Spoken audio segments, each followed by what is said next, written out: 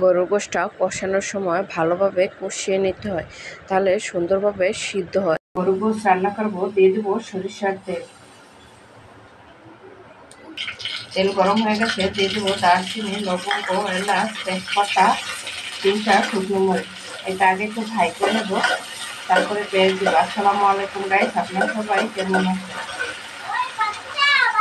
দিয়ে দেবো বেশ কয়েকখানি পেঁয়াজ কুচি। পেঁয়াজটা ভালোভাবে ভাজে নেব।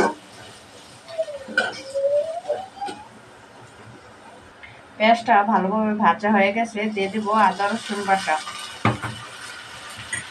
দিয়ে দেবো মশলা। মশলাটা পুড়ে যাবে, তাই দিয়ে দিলাম একটু পানি। এখানে মশলা ছিল হলুদের গুঁড়া, মরিচের গুঁড়া, কালা জিরার গুঁড়া, ধনিয়ার গুঁড়া, গরুর মশলার গুঁড়া, স্বাদ মতো লবণ। মশলাটা ভালোভাবে কষিয়ে নেব। মশলাটা ভালোভাবে কষানো হয়ে গেছে। মশলা যত সুন্দরভাবে কষাবো, তত কিন্তু গোশের স্বাদ বেড়ে যাবে। দিয়ে দেবো গরুর গোশ।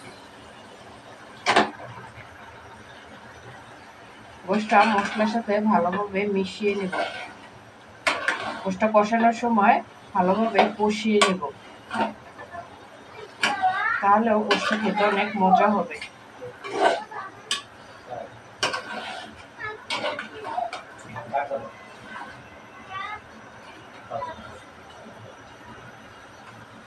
গোশটা কষানোর জন্য ঢাকনা দিয়ে ঢেকে দেব।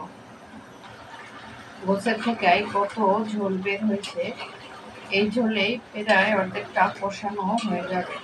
দেখুন কত সুন্দর একটা কালার হয়েছে। আলতোভাবে একটু নাড়াচাড়া করে নেব।